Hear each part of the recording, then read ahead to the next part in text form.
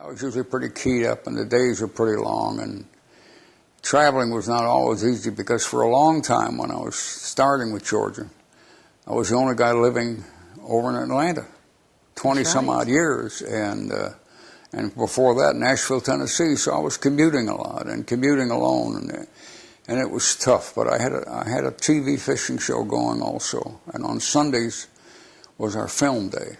So we met in a Waffle House on a highway in Tennessee every Sunday morning at 3:45. And it was hard because I'd been with Georgia all day and all night the day before, and I drove home late at night to get there. And by the time I got home, I was kind of whipped out. And it didn't matter where you had been the day before. You were always there on Sundays. Yeah, I had to get there, and we shot film. Sometimes I actually fell asleep in the boat. I can remember mornings riding up the lake fast and just falling asleep with a lot of heavy clothing on and stuff, and feeling the snow falling on my face while some other guys driving the boat, because we hadn't reached the place yet where we were going to film. No, that happened more than once.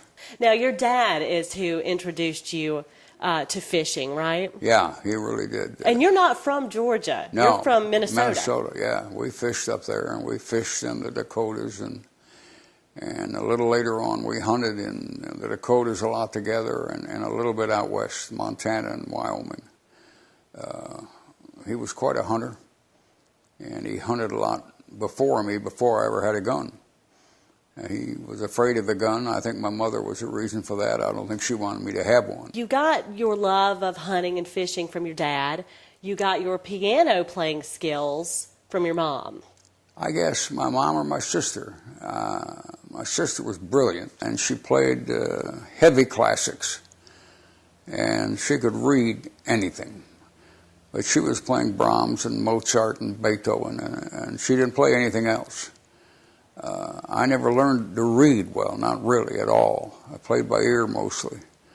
And my mother was involved in some of that, but I learned chords. I thought that was the best shortcut and the quickest way to it. Well, I got to it quick, but then I hit a dead end pretty much. So I got where I could walk by a radio or television set or an album playing and hear what they were doing, and I could sit down and monkey around on a piano and still play some, but I could never play the whole thing.